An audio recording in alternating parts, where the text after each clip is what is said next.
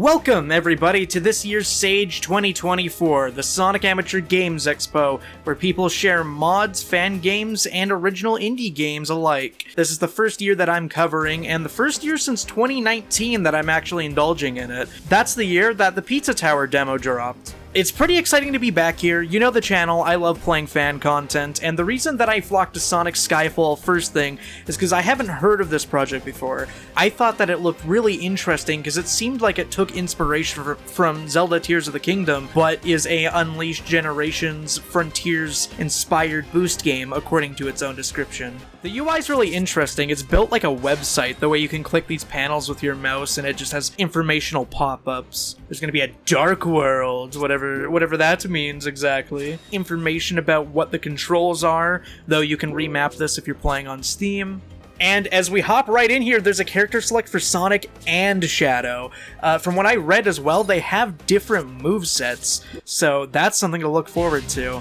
But as we hop in here, you can see where the influence was, right? That I was thinking with Tears of the Kingdom because of the way he does a free fall, the fact that there's like these yellow leaves on everything, there's cloud platforms in the sky you can hit, and the boost is on the right trigger, which is just like Frontiers, and there's a lot of like hit stop when you hit the enemies there too. I have no idea why Gun is raiding this air island, but it kind of seems like something they would do. Just like in the Archie comics, the way that they wanted to steal the Master Emerald from Knuckles because they didn't think he was a good enough protector. Enough Archie talk for now, though. We gotta talk about the way the camera's shaking when you're falling. It really shows the velocity. Oh, wait, that's right! They have the Bounce Bracelet! If you've seen my main channel, I made a video all about how much I love the Bounce Bracelet. This is kind of cool, the way that they have this whole diving mechanic in the air. Because this isn't just a game where you're running forward, you're obviously going vertically a lot too, because I guess that's the whole gimmick of this. Oh, that's so sick! I was wondering if I could boost off of that hill and keep my momentum. Okay, that was a little risky, but thank God that you also have the double jump to correct yourself. You got the double jump, the air boost, and everything of the like. Oh wait, that's actually sick the way you can use the air boost in tandem with the Bounce Bracelet. Dude, and when you're holding the air boost, it's like you're almost like flying through the air too. It's interesting because you can actually move left and right fairly easily while boosting too, which is not something you can do in the official boost game, so that's much appreciated. And just because there is a lot of hit stop on those enemies doesn't mean you can't just spam the homing attack, unlike Frontiers, where you do have to wait it out. It does look like it's really easy to stop your boost momentum by accident, so that's interesting. If you're playing your cards right, it looks like you don't even have to hit these clouds. You can kind of just keep holding the air boost and fly like Superman. Oh, that felt right. Now, one of the things that I love the absolute most about fan projects is when they try doing something completely original, and they try making what their dream project would be to see out of the official Sonic franchise. So that's another reason that I flocked to Skyfall specifically. Yeah, there's lots of really cool stuff like Rush 3D and Colors Demastered and all that stuff, but there's something about seeing people's original visions come to light that I'm particularly fond of. Because I get to see the franchise in a completely different way based on how someone else sees it, and what their plans are for it. Oh, that's kind of cool, actually. You can move the camera freely as you're boosting. Oh, can you do, like, tricks in the air with the bumpers? And another thing that's cool about this too, you don't just have the floating level terrain so you can just functionally play the game, you also have all of these environmental blocks and rocks and little structures floating in the air, just like Tears of the Kingdom would have it. It's kind of interesting that you do have like the golden leaf aesthetic that I know from Tears of the Kingdom. I know that aesthetic's probably in other stuff too. What a cool dodge to actually keep myself alive. Oh! Oh, I pressed like both bumpers at once, and it enabled me to do that. It could even just be a common thing you see in fiction. You could say this is similar to the Aether. You could say this is similar to Elden Ring. Okay, that's cool. You can actually hit them with the boost, and when you do, it does a little freeze frame to show the impact that you had on the enemy. That's something that I actually did like a lot in the Frontiers DLC when you had the green boost power-up, because when you make impact with a Frontiers enemy, it freezes for a moment. Okay, that's cool as well. There's a regular jump, and then if you use the left trigger, it seems like there's like a high jump that you can activate. Kind of makes me feel like I'm playing on the moon a little bit, which is actually a compliment, I assure you. I'm not trying to say that the game's like too floaty or something. I like that it's floaty, because this is how I imagine myself like flying through the air when I'm in like a dream. God, I love the way he transitions from his regular like jump ball into his skydiving animation, the way he does that little air twirl for funsies. Gotta be careful on how I use this double jump. Okay, it's good that when you homing attack a cloud, you get to kind of refresh your air dash move here. Okay, I wasn't actually sure if you could grind on that stick or not. Oh, it'd be so cool if there's a quick time event there. I'm still quick time event brained after playing that Generations mod. This is like an open area. You can tell by the way my computer is lagging. Oh wait, that's really sick. You have like giant swords sticking out of the ground. I wonder, surely these assets are original and this level design and everything, right? But like, this is like an open area, dude. I wasn't expecting that. The way that his physics are programmed, the way that I can like do these like air flips and stuff around too. Oh, and there's even enemies in this area that I can trick off of. So like, I know the point of a Sonic game is to keep moving, to see how fast you can go through a level. But I kind of just want to like screw around like it's a Tony Hawk game and see what kind of tricks I can pull off in one big succession. It is a fan game made by a few people, so of course some of the collision is a little bit weird here, but it's pretty easy to look past. Oh, I guess that's why you have the high jump, huh? Yep, got that 10 ring. Oh, I'm not gonna get over how cool it feels to boost into an enemy in this game. It also just like gives you time to think as well. Especially when there's like a cluster of enemies. Whoa, dude. I did like a boost bounce bracelet off of the edge there, and it allowed me to get that much height. I kept all my speed with it too, which is not something you can always do in a game like Frontiers, because the physics did not account for going that high while going fast. I do love that this is like primarily like a mountain range as well, because you have all those little rocky segments where it makes it very easy for you to boost off of an incline. I wanted to get all of them in a row like bowling, but did not quite earn my strike today. One thing I do really enjoy about fan games is how they're able to pull off the sheer burst of speed you get from activating the boost. They always get that down pat with the camera effects and shakes. This model definitely looks like it's straight out of Unleashed. Alright, let's go to Mystic Moat, titled Liminal Space. Now, something not a lot of people might know is that I actually love liminal spaces, so let's see how liminal this truly is. Oh, off to a good start here with a very humanoid rundown chair. I like it. I wonder if the light speed dash is in this. Because you got the Bounce Bracelet from SA2. This is a very interesting design. I love the control you have over the camera. It allows you to get really cinematic looks at what Sonic's doing, but don't get too cinematic because you might just die. I know it's reusing some of his animations from Generations and other games, but it's nice that they thought to include that. I do like that there's these segments here where you almost have to aim for the enemies as a way to guide you away from obstacles. It adds more meaning to them because you get the reward of the slowdown so you can keep thinking about where you're going and what you're doing, rather than just, oh, hit the enemy so you can kill them. They're fodder as you run. Oh, that's so cool. You can speed up the entrance animation by stomping, and then the camera shakes when you make impact with the ground, and then you can immediately cancel it out with the boost. I also love the idea of a boost level having new obstacles pop up right in front of you as you're running along. Not cruel enough to like hit you without reacting, but just subtle enough so that you can see it coming and that you can adjust your own game plan to it. Like quite literally appearing alongside you as you go. That's pretty interesting. Ooh, okay, rail switching is a little bit odd. Maybe I'm not pressing the right button. I think the boost is just a little bit touchy in this game because it's like you move ever so slightly and you kind of just lose your speed sometimes, but that's okay. I do enjoy this long-winded section just because I get an excuse to admire the visuals and the VHS effect that's happening. I wonder if we do actually get to go into the castle or if we're just kind of on the outskirts for now. You know, this is actually really fun, the way that this is a mechanic that you had in every Boost game, but because they have something new with their actual VFX graphics compared to the official games, they've made it into a mainstay part of playing levels in this game, and that's something that differentiates it from the others. And yeah, it's not really a game seller, it doesn't change all too much, but it's a clever way of being like, hey, we added this new extra thing to our engine, and we're using it as an opportunity to get some extra cool gameplay out of it. Now, I did slide into that enemy, and he did like a little flipping animation afterwards. I wonder if that was intentional. It's actually quite touchy to land on the rails in this game. I've definitely died very many times just trying to do that. Oh yeah! Another fun part about Sonic fan games is that people love voicing Sonic. They love giving him their unique spin. Okay. You know what? I'm glad I got hit there because I got to see a unique death animation for that enemy. I was going so fast before I didn't see that they actually smolder into flames and all that.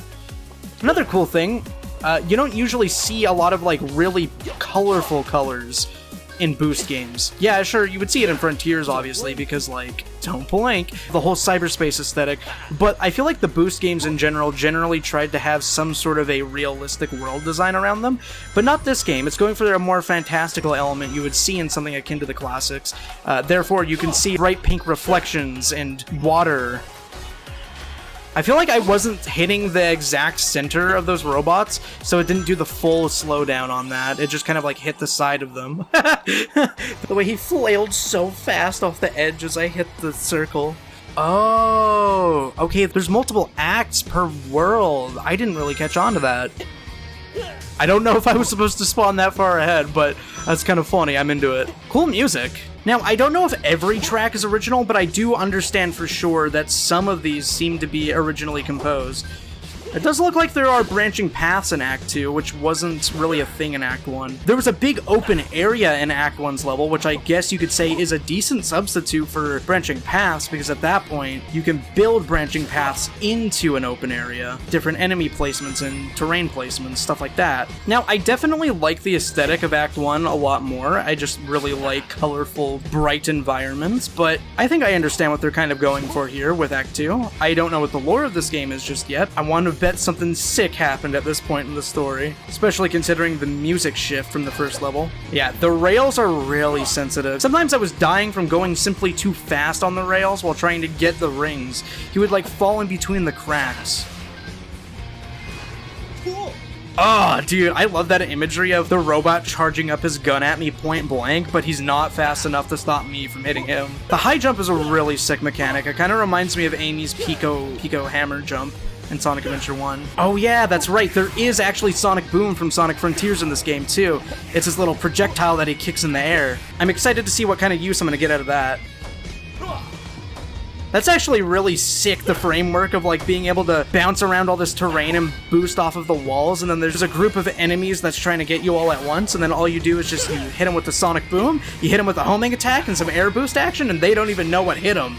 Oh, that's so sick that they placed an enemy at the peak of that. Yo, the momentum coming all the way down there. Dude, and you can like keep yourself moving in the air too with all the air tricks that you can activate. Oh, that's so sick actually. Wait, why is the combat in this kind of tight? I wonder if Shadow Generations combat is going to feel like this, because you can one-tap every single enemy. It's just the way you go about it is so much different. And it's like whenever you make direct contact with the enemies, that's when it does the slowdown. Just like that, I can hit them on my way up, and then I can use the air tricks, kind of like Sonic Rush in a way. Oh, that was so sick. I activated Sonic Boom as I homing attacked and boosted through him. That's so violent. You can see him do his kicks in the air for like a singular frame as well. Yep, using the bottom half of that hill so he can bounce with enough momentum to hit these clouds. Oh, dude, and that high jump works so well here. It reminds me of Sonic Utopia in some ways. Like I said, it's very fitting that a game named Skyfall would have all of these aerial movement options to keep you going without touching the ground. You can play hot potato anytime you want. I feel like I personally have a lot more fun when I'm able to go high than when I'm able to go fast horizontally. I guess that's part of the fun in Mario, is like seeing what peaks you can reach. That's so sick too, the way that you actually can do these air tricks to avoid the attacks, and then you hit them back with some payback in the form of a Sonic Boom. Oh, get him with the slow motion. I'm legit spending too much time just screwing around with the combat abilities in this. And I've only played with Sonic. This Act 2 feels so hardcore. The overabundance of enemies in the open area compared to Act 1. Obviously the music, the aesthetic change. And obviously it's very cutthroat with these sky sections, because if you fail, you fail. Oh, dude, I blinked. I'm the one controlling Sonic. I blinked and I missed what happened to all of the enemies. That's how it should feel, no? Yeah, where are you shooting? You're shooting at each other because I keep bouncing. Oh, one more of you? I don't even need to look at you, bro. I got Sonic Boom on deck. What a cool name for an ability, too. Hats off to you, Sega. I still think it's fastest to just homing attack spam them, but I have too much fun trying to do all that extra stuff. I mean, that's what Sonic's about, right? Being extra. The way that I definitely did not have to use the Bounce Bracelet to land on that enemy, but I did anyway. Oh, dude, and it's so sick, too. Like, I wasn't even in need of dodging anything there, but I used the dodge anyway so I could land faster on the land to get a better position on that enemy. Yo! The stomp into the high jump so that I can get closer to this other mountain here? How often in a Sonic game are you backtracking so that you can just play around? Now, if there's one thing that I would like to see out of this game, it's more emphasis on actually being able to fling yourself off of things. Seems like a lot of the focus here is on boost jumping, but being able to just raw boost off of something would probably be the dream.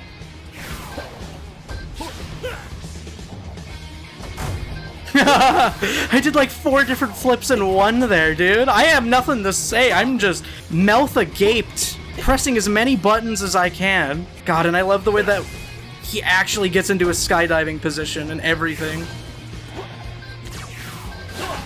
And then you have like perfect full 360 movement when you're trying to aim your fall as well. He's definitely fitted for these Skylands. Whereas in a game like Generations or Frontiers, if you tried porting this level design, it wouldn't go nearly as well, obviously, because it's so hard to stop that car. I do like that we're seeing some variation in the terrain we're platforming on here. The way that we're getting some more gray rocks as we, I don't know, inch closer to something that looks important to the story with that arch up there. We have another liminal space act. And we're in the dark. Oh my god, he looks like an alien. Oh, that's some cool illumination. Some low quality shadows. That's probably on me and my settings though. Oh, what clever use of the skydive animation. It feels like Sonic hitting the skydive animation is like the central aesthetic of this game. The central theme, if you will. These reflections are interesting. Now, this is more akin to what I was thinking of when I heard liminal space. Of course, I had to do the pipe check to see if you could go in a full circle. Huh, this is an interesting concept. Sonic in a dark environment where he can't see really where he's going. You could definitely do some very clever level design if you understand how Sonic as a concept works well enough. Now, I do see a future where the ranking system is really cool. Maybe they base a combo system similar to SA2 and 06, where it's based off of how often you can kill enemies without hitting the ground, which actually gives you, obviously, some points to using the Sonic Boom. Maybe that's how it already is, you know? Oh, that's actually interesting. I feel like those dash rings are put there for you to specifically avoid them, so you can actually progress through the level, as opposed to most other Sonic games where you would hit them, because obviously that's how you progress the level. Oh, that's interesting too, the way that they kind of put all these dead-end walls here, kind of inching you to use the quick step. Oh, I'm getting maze vibes, but I'm seeing a trail of rings, so I'm going to keep following it. I'm going to trust it. I feel like you could hide a really interesting badnik in this kind of level, too. But of course, that would require modeling whole entire new characters, so I understand why there isn't a whole lot of variation right now. My graphics settings must be really weird, because I cannot see very much besides the bloom shining off of the shield. I didn't really change anything though, that's the thing. The texture is pretty low resolution in this area, but I know what they're going for. I'm kind of like smelling wood right now. Like construction wood. Oh yeah, we got the classic like liminal space terrain of like a half slope with some water for absolutely no reason. I'm gonna have to make this quick though, because I don't want to drown. There's actually an oxygen meter. Oh, and they have the bubbles. Okay, that's fun. Oh, that's so fun. You can like boost to the roof of that pipe. Yep. Oh, I intentionally aimed myself towards the roof there. Wow, it looks like there is actually a path that rewards you for going that high too. That's clever. Hats off to the level design there.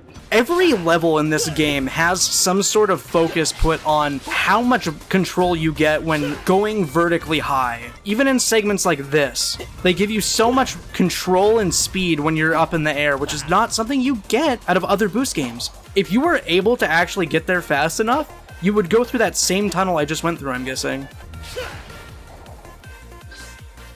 Yo! The effect of the stomp after made that feel 3 times as cool as it actually was. This is just like basic boost platforming, but with a lot more control. But that effect just made me feel like a god. Whoa, a Force 2D segment. We're getting pretty ambitious. What did I just say about the amount of control you have vertically? Like, that was amazing, what I managed to pull off there. But I do love how the reflections ahead kind of like mask where you're going. It really fits the mysterious feel of a liminal space. Oh, that's actually sick. They implemented water running. Sega didn't even do that in Frontiers. Yo, these gun beetles look really good, actually. Dude, this aesthetic is so cool. I love how everything reflects off of each other because everything is wet. It's like a pool room, dude. Just like that, we end it in Prismo's room. That was interesting, even though there were some potentially frustrating segments like a maze there, I'm actually kind of urged to go back to that and play faster because of the pipes. I feel like the pipes give you so much opportunity to skip things and just go high in the sky. And I think the character that's probably perfect for doing a replay is Shadow, right? I feel like this aesthetic fits him a lot better. You factor in the hellscape that's going to be Shadow Frontier's story, the fact that he's just reliving trauma constantly. Ah, Sonic Forces Shadow, you fed fan game creators for generations. That was not a pun. Now, I did read that Shadow has his own moves, and I guess he has Chaos Control. Whoa, don't even know how I activated that. Maybe I missed a Sonic ability. Because, yeah, I guess he has Chaos Spear. Oh! I wonder if the Bounce Bracelet button for Sonic is his Chaos Control button. It definitely is. Oh, okay, yep. Just like in every other game and lore, Shadow is way more OP than Sonic. They're equals. Wow, you can crawl in this game. I've never seen the crawling animation on Shadow's model. That's really funny. No, they're equals. They're just as strong, Sega keeps saying, hoping to make their mascot character relevant in a world with Shadow the Hedgehog. Now, I definitely like the idea of a character being just as strong as Shadow, because there's the fun in having one character that's just better than everyone, right? Oh, that's so cool. His, like, trick animation reminds me heavily of the jumps he does in Sonic 06 when he does his spam attack. Yeah, like that little kick flip he's doing on some of them. Oh, the Chaos Control combined with the slow motion after hitting him and the glow on the bottom of his shoes while he's doing his skating animation. I love that the flames in his shoes are actually utilized for something. Oh, that's interesting. They do play quite different because with Chaos Control, it seems like I can, like, glide through the air with a lot more speed. Obviously, the Bounce Bracelet, you can keep your momentum while jumping around. I want to see if I can get my skip with Chaos Control. Yeah, like, see how much more airtime I'm getting with Chaos Control? I didn't even have to exhaust my air boost there, dude. Yup, and then you just skip over that area entirely. You go through this corner here. Oh, you know what? Now that I'm looking at these textures a bit more closely, this area is kind of reminding me of the Labyrinth Zone from Sonic 1, which is actually very interesting. You trying to make a liminal space with textures that are similar to a location that we've seen before, kind of changing the meaning of what those types of locations in older games are, when you think about what they would look like in a more realistic setting like this game is. Man, the voice actors did a great job on this. I know that they have so much love for these characters, and you can tell that whenever someone's voicing their favorite Sonic character, they're just so giddy. They put their all into it. They have absolutely no shame. Oh my god, they actually got sharpshooters in this game. That legitimately almost hit me. Oh, that was so cool, the way that he did, like, the leg flip. That reminds me of something you'd see out of, like, the Olympic Games, or maybe one of the City Escape flipping animations. Oh, okay, that looks really sick going on the water. That's another reason I love a camera like this. They gotta have this in the mainline games, dude. You get some really cool scenes. What, there's additional pipes if you go below the water? Oh, I guess this area is a lot deeper than I thought originally, huh? Oh, I see that red ring. Don't think I don't see that red ring. Well, I guess there's also a sandbox level in this game, which is more of a test zone, but check this out. I love that he still deactivates his chaos power while in the middle of free-falling. The way that I'm allowed to put the camera so close to the character, it's so cinematic. It's everything I've wanted. Might as well give this one more go. but with Shadow. It is basically the namesake, most iconic level. Man, Shadow's animations look really nice here. Usually I prefer him skating when boosting, as opposed to him floating like that, but it looks really cool when he's this close to the ground, and there's this much ground to cover. I guess I also just really love, like, fall colors in the sky paired with Shadow's palette. Reminds me of Sky Rail. It's also the aura. The aura looks really nice paired up with fall colored leaves. Whoa, Chaos Control interacts with this place really weird. I'm not used to having that much airtime. Dude, you're just allowed to cheat. Just like any good Chaos Control would be. Oh, I guess this is how you get the really high clouds for free, huh? I wonder how many fan games in existence have tried doing manual loops. I feel like there should be a tier list about that. Because you could tell that even when Sonic Team did it, there was a lot of effort that went into making it function properly. It's so cool that you can get more actions per minute in when you're using Chaos Control, even with something as subtle as, like, floating through the air. You get to go faster, you float less, you get to do more jumps. Your speed feels like it's at 2 times, while everything is at, like, 0.5, right? That's such a clever way of giving Chaos Control depth besides freezing the area around you. I always like realistically textured environments paired with Sonic characters. And it really doesn't matter what Sonic character it is, whether it's someone a lot more happy-go-lucky like Sonic, or something more obviously fantasy-oriented like Shadow, who has all the extra design elements on him and the darker, edgier color palette. It doesn't matter who I'm using it on, I just think it's really cool seeing the cartoon character in an environment like this. And then you bring it back with something fantastical like a giant sword in the ground. Wait, dude, the Chaos Control paired with Shadow's air boost makes him just actually fly. Both in animation and in gameplay. Oh, that's so cool that when he does his little dodge, he, like, positions both of his legs in the air like he's thrusting himself. Yeah, this is a really stellar aesthetic for Sonic. Even though I primarily associate it with Zelda Tears of the Kingdom, I know this isn't a Zelda aesthetic specifically. That's just what I think of. But something like this, it obviously fits, like, the island, ancient world aesthetics that this series tries doing over and over again. It especially pairs up with Sky Troops and Angel Island really well, so it's fitting for both Sonic and Shadow alike. I definitely got a lot more playtime out of that than I thought I would. There was a whole lot more to chew with the movement than I was expecting at all. I was really just coming into it thinking, oh, it's a fan-made boost game with all the new original levels set in the sky. You saw me with the combat. I couldn't put that down. I was like a child with car keys. Everything I play at the expo will be down in the description. You can download it, support it, give it some schlikes, let the creator know that you liked it, not just me. If you're new here, check out my modding playlist for other fan-made content, and I will also have a Sage Expo playlist for all the Sage content.